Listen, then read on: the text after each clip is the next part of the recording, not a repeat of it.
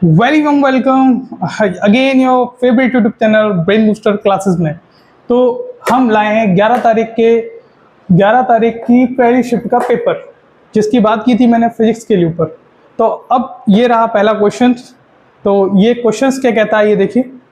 क्रमशः 2 ओम 3 ओम के प्रतिरोधों वाले दो प्रतिरोधों के समांतर संयोजन का प्रभावी प्रतिरोध कितना होगा। मतलब कहने का मतलब यह है कि दो प्रतिरोध हैं, उसको समांतर संयोजन किया जाता है तो उसका प्रभावी प्रतिरोध कितना होगा। तो हम पहले ये समझ लेते हैं कि समांतर संयोजन क्या होता है। देखो, दो तरह के संयोजन होते हैं। अगर दो प्रतिरोध कुछ इस तरीके से लगे होते हैं तो ये होते हैं R1, ये होता है R2। तो इसको बोलते हैं समांतर, इसको बोलते हैं श्रेणीक्रम।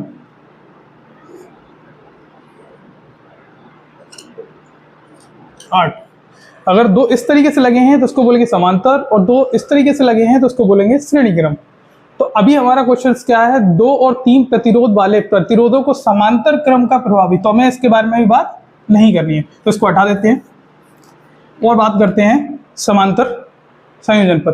तो ये कैसे सॉल्व होता है, इसका एक फॉर्मूला होता है। इसका अगर हमें प्रभावी प्रतिरोध निकालना है तो होता है 1/R बराबर 1/R1 प्लस 1/R2।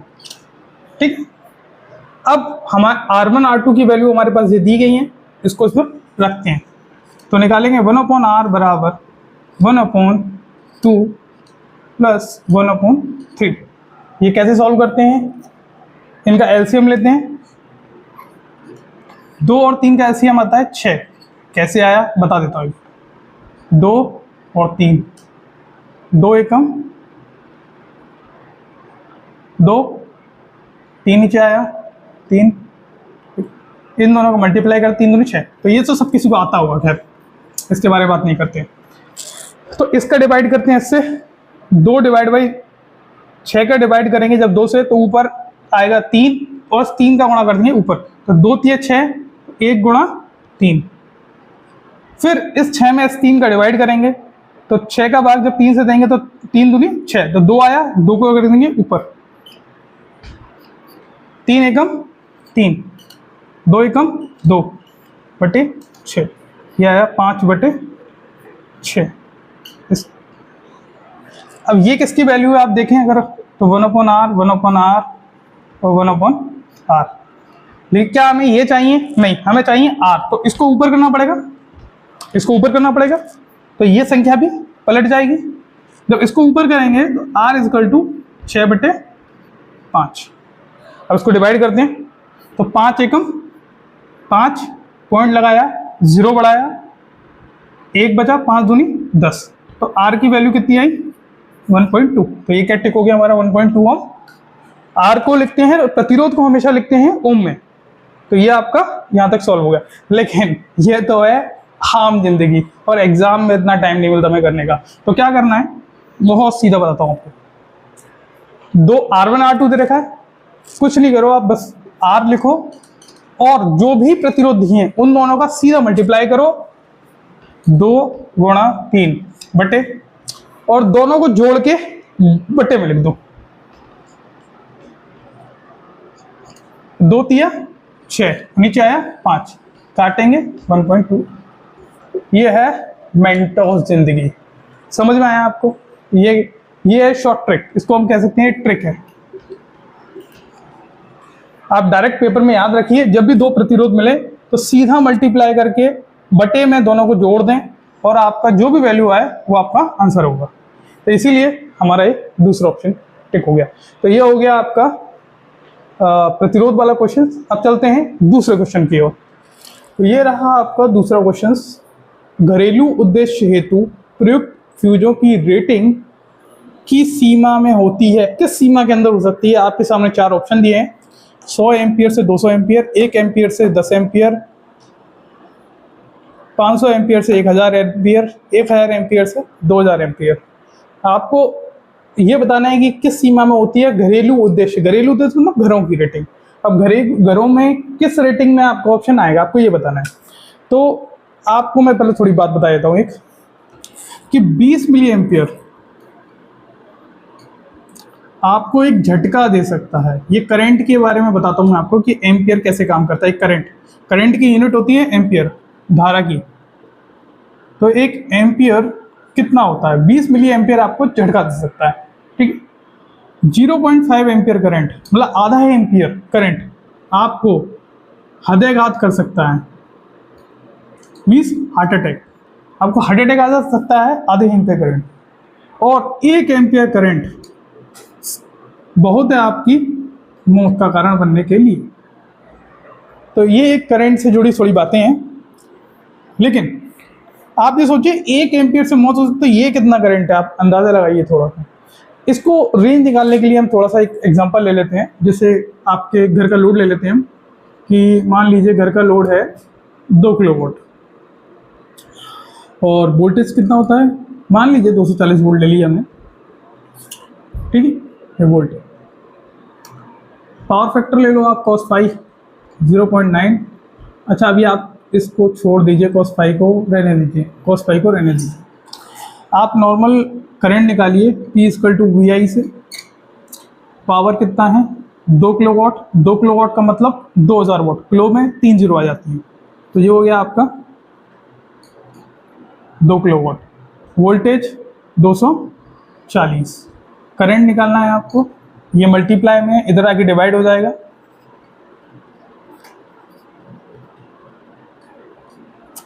और 0 से 0 कट जाएगी। 200 का डिवाइड 24 से देंगे तो ये आएगा आपका लेस देन आएगा आपका 10 एम्पियर्स। क्यों? अरे 240, 24 बड़ा है 200 से, तो ये क्या है? 20 से बड़ा होता है 24, और 10 एम्पियर के आसपास आपका उससे कम करंट आएगा। तो ये किस में आता है? देखिए 1 एम्पियर से 10 एम्पियर के बीच। तो घरेलू उद्देश्य में क्या रेटिंग हो सकती है? 1 एम्पियर से लेके 10 एम्पियर के बीच। तो 1000 एम्पियर, 500 एम्पियर में बहुत ज़्यादा एम्पियर है, ये बाहर की रेटिंग हो सकती है, लेकिन घर की नहीं। घरेलू उद्देश्य का मतलब है 1 एम्पियर से 10 एम्पियर के बीच। अब नेक्स्ट क्वेश्चन है क्वेश्चन नंबर 3। उस प्रक्रिया को क्या कहा जाता है जिसमें एक परिवर्तनशील चुंबकीय क्षेत्र चालक में विभवांतर प्रेरित करता है, जिसकी वजह से एक विद्युत धारा प्रेरित होती है? आपके ऑप्शंस हैं। ऑप्शन नंबर पहला ऑप्शन तापीय प्रेरण, दूसरा विद्युतीय प्रेरण, तीसरा विद्युत चुंबकीय प्रेरण, तीसरा चुंबकीय प्रेरण। तो इस क्वेश्चन को मैं समझा देता हूँ थोड़ा सा आपको पहले, कि आप पहले उससे पहले एक कंसेप्ट समझिए, फिर मैं आपको क्वेश्चन को पूरा डिटेल में समझाता हूँ। एक चालक है। इस चालक के ऊपर अगर हम चुंबकीय क्षेत्र को परिवर्तन करें, इसका एक चुंबकीय क्षेत्र बना देते हैं पहले। देखिए चुंबकीय कैसा बनता है। यह आपका हो गया एक चुंबक है, इससे चुंबकीय रेखाएं निकल रही हैं, ठीक है। ये चुंबकीय रेखाएं निकल रही हैं, इसके बने क्षेत्र को बोलते हैं चुंबकीय क्षेत्र। इसके बने हुए क्षेत्र को क्या बोलते हैं? चुंबकीय क्षेत्र। अब इस क्षेत्र को मैं परिवर्तनशील करूं, परिवर्तनशील का मतलब है इसको आगे पीछे करूं। अगर जैसे ही इस रेखाएं चेंज होंगी, कटेंगी, मतलब जितनी रेखाएं कट रही हैं उसमें चेंजेस आते हैं, बदलाव आते हैं, तो उसको क्या बोलते हैं? परिवर्तनशील।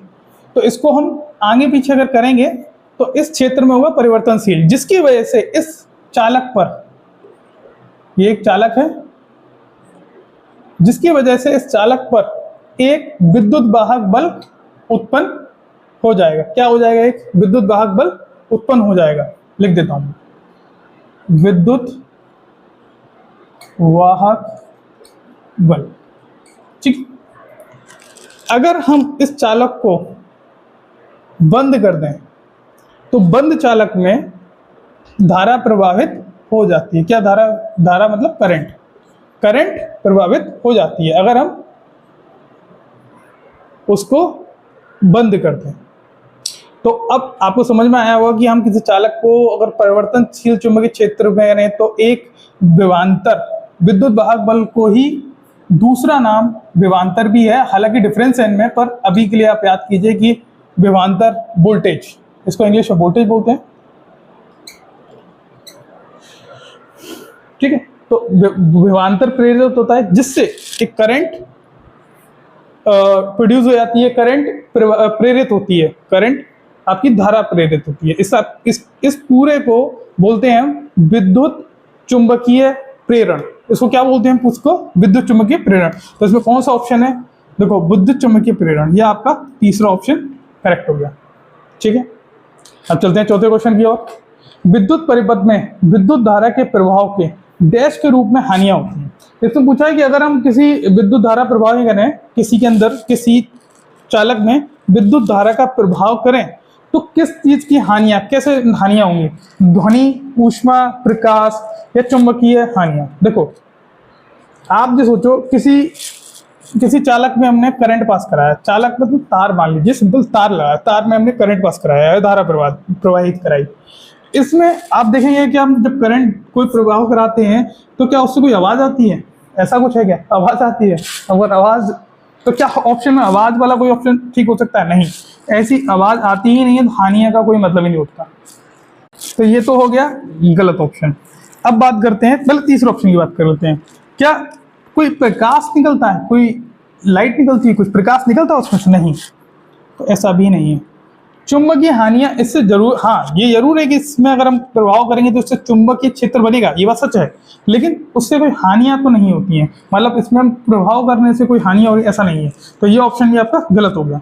हाँ ऊष्मा, हाँ ऊष्मा की हानि होता है, तार गर्म हो जाता है, और गर्म होकर आपने देखा होगा लाल भी हो जाता है। तो ऊष्मा के लिए हम लिख सकते हैं I²R लॉस होता है। क्या होता है? I²R loss. क्या होता है? I²R लॉस होता है। तो इसका करेक्ट ऑप्शन कौन सा हो गया? ऊष्मा। आइए अब देखते हैं नेक्स्ट क्वेश्चन। क्वेश्चन नंबर 5, विद्युत का उपयोग करके जल के ऑक्सीजन और हाइड्रोजन गैस के रूप में अपघटन की प्रक्रिया को कहा जाता है। क्या कहा जाता है? जल का गठन, जल का आयनीकरण, जल का विद्युत अपघटन और जल का जल अपघटन। देखिए ज्यादा नहीं सोचना इसके बारे में।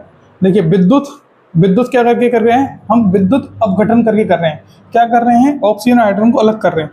तो विद्युत का जल का, देखो जल का विद्युत अपघटन, तो देखो ऑप्शन क्या होता है? जल का विद्युत अपघटन।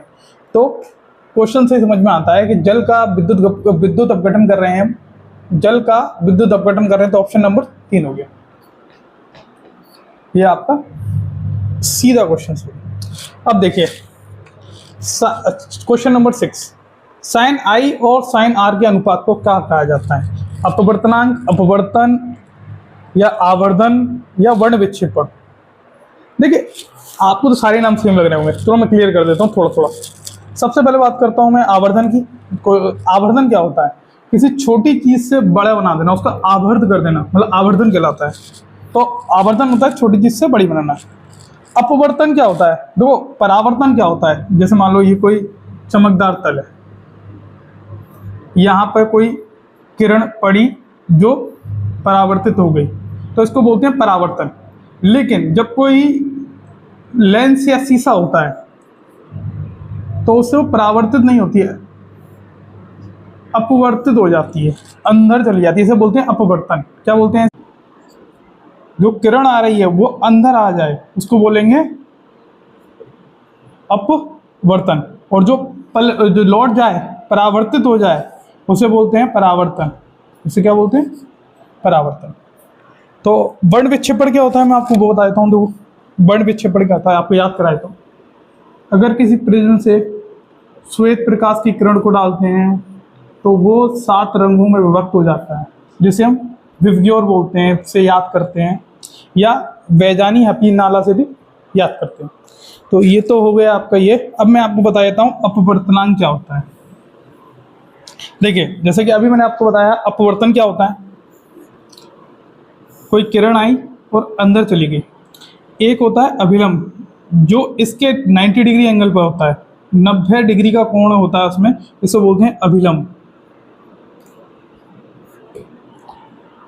यहां से किरण आई और किसी एंगल पे जाके मुड़ गई, तो इसको बोलते हैं एंगल आर, और इसको बोलते हैं एंगल आई। आई और आर के साइन को डिवाइड करें, जैसे कि sine i upon sine r, तो इसको बोलते हैं अपवर्तनांक।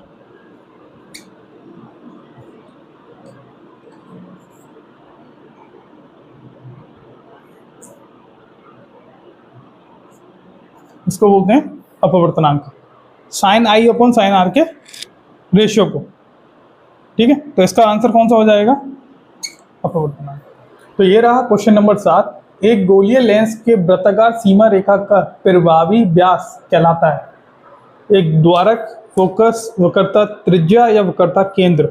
आओ मैं इसको थोड़ा सा आपको गोलीय लेंस के बारे में समझा देता हूँ। गोलीय लेंस क्या होता है? आप देखिए, गोलीय का मतलब क्या है, आप पहले ये समझिए।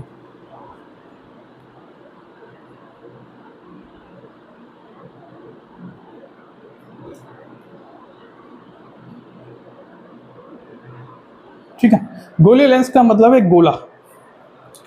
गोली का मतलब गोला। इसको हम गोले को बीच में से काट दें, मतलब मान लो यहां से काट देता हूं मैं, यहां से मैंने काट दिया, तो कितना बचा हमारे पास? ये चीज, और इसको मैं हटा देता हूं।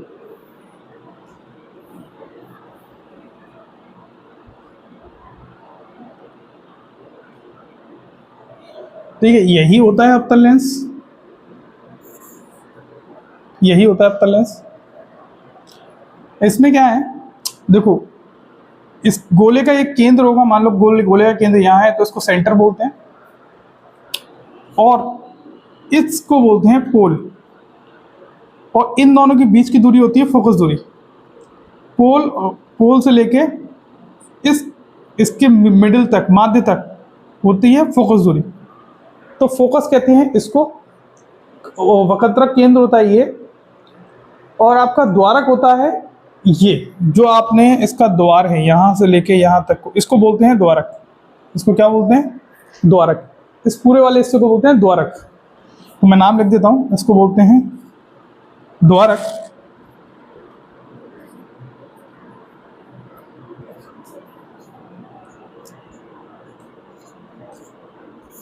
इसको बोलेंगे द्वारक। और ये है आपका फोकस दूरी।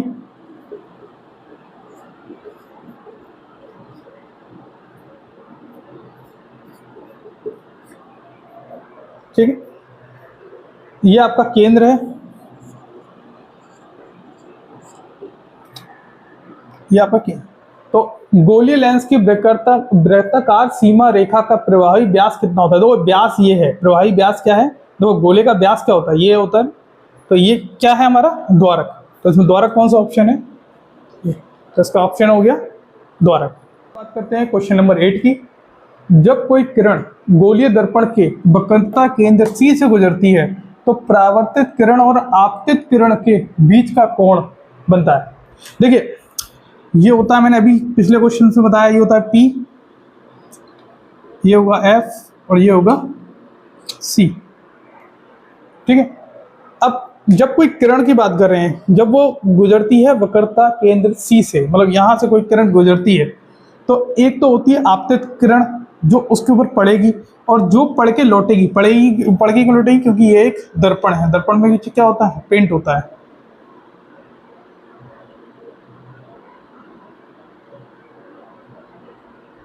ठीक है, तो हमने क्या डाले? C से एक रेखा डाली, C से एक रेखा डाली। तो इसे क्या बोलेंगे? पहली बात तो इसे बोलेंगे आपतित किरण। क्या बोलेंगे इसे? आपतित किरण। ये गई आपतित किरण। अब देखिए, ये ना किरण इसी मार्ग से लौटती है, क्योंकि इसके बीच में एंगल नहीं है, तो इसी मार्ग से लौटती है। तो उस लौटने वाली किरण को क्या बोलेंगे? परावर्तित किरण।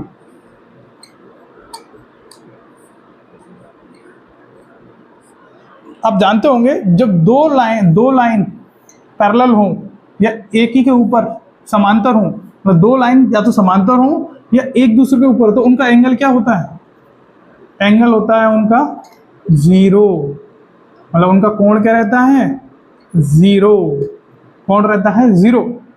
तो ऐसे ही आपतित किरण और परावर्तित किरण एक ही लाइन में, एक ही रेखा पे, तो इनके बीच का कोण क्या आएगा? 0। ऑप्शन में कहा है? चौथा ऑप्शन 0। कहने का मतलब, जब भी कोई केंद्र से होकर गुजरेगी तो उनका एंगल क्या होगा? 0 होगा। लेकिन आप देखिए, हर बार केंद्र से होकर नहीं, अगर फोकस से डालेंगे तो बदल जाएगी स्थिति। तो अभी इस अगले क्वेश्चन बता दूंगा मैं, लेकिन इसमें केवल बात की गई है केंद्र से होकर जाएगी। Question number 9। यदि किसी वस्तु को 2.5 सेंटीमीटर फोकस दूरी वाले अवतल दर्पण के ध्रुव से 5 सेंटीमीटर दूरी पर रखा जाता है तो उत्पन्न आवर्धन होगा 2 -2 -1 1। देखिए क्या क्या दे रखा है इस क्वेश्चन सॉल्व करने के लिए। वस्तु से 2.5 सेंटीमीटर दूरी वाले फोकस दूरी कितनी दे रखी है 2.5 सेंटीमीटर। क्या दिया है अवतल दर्पण के लिए फोकस दूरी कहती रहती है माइनस। याद रख लीजिए, मैं बता दूंगा आपको डिटेल में कि अवतल में माइनस क्यों आया, लेकिन अभी याद रखिए अवतल के लिए क्या आएगा माइनस। और किसी वस्तु को 2.5 सेंटीमीटर दूरी रखा गया है, दर्पण की ध्रुव से 5 सेंटीमीटर की दूरी है, तो जो दर्पण का ध्रुव है उससे कितनी दूरी है वस्तु की 5 सेंटीमीटर। तो वस्तु की दूरी का मतलब हो गया आपका u भी आएगा आपका 5 सेंटीमीटर। ये क्या आएगा माइनस, ये क्या आएगा माइनस आएगा आपका। अब आपको आवर्धन निकालना है, इसने आवर्धन पूछा है। आवर्धन क्या होता है m निकालना है आपको। m का फॉर्मूला क्या होता है, m बराबर होता है -v/u। प्रतिबिंब की दूरी, इसको क्या बोलते हैं, v को बोलते हैं प्रतिबिंब की दूरी और वस्तु की दूरी। ठीक है, तो हमारे पास u तो है, v नहीं है m निकालने के लिए, तो पहले v निकालना पड़ेगा। तो v का फॉर्मूला क्या होता है, ये सब लोगों ने हमने पढ़ा, 1/f बराबर 1/u प्लस 1/v पढ़ा है आपने। यहाँ f कितना है -2.5 सेंटीमीटर, u कितना है -5 सेंटीमीटर। v निकालेंगे, v को एक साइड लेंगे, इसको उस साइड ले जाएंगे, तो 1/v बराबर, ये प्लस का हो जाएगा। एलसीएम लेना, मैंने 5 एलसीएम लिया, 5 में 2.5 को डिवाइड किया, 5 में 2.5 का डिवाइड किया, 2 आया और ऊपर उसका गुणा कर दिया। फिर 5 का इसमें डिवाइड किया, 1 आया और 1 का इसमें ऊपर गुणा कर दिया। ये आया -2, ये आया 1 बटे, तो ये आया -1/5, ये आया 1/v। और v की वैल्यू निकालेंगे तो क्या आएगा आपका 5। v की वैल्यू क्या आएगी -5। अब वही फॉर्मूले में रख दें, m बराबर -v/u। v माइनस तो अंदर रहेगा, ये बाहर हो गया, हम लोग ब्रैकेट लगा दिया। v की वैल्यू कितनी है -5, u की वैल्यू कितनी है v -5, तो इससे कट गया, कितना आया 1, बाहर का माइनस है इसलिए इसका वैल्यू होगी -1। तो m की वैल्यू कितनी आई -1। कहाँ दी है यहाँ पर, यहाँ दी है, करेक्ट। तो इसी तरीके से हमने आज फिजिक्स के सारे क्वेश्चन खत्म कर लिए। 9 क्वेश्चंस हमारे आरआरबी ग्रुप डी के 11 तारीख के पेपर की पहली शिफ्ट में आए थे, जो हमारे खत्म हो चुके हैं। अब इसके बाद हम दूसरा पेपर करेंगे, तो मुबारक हो, आपने पहला पेपर खत्म कर लिया है। तो thank you so much for watching my video and subscribe please, and thank you।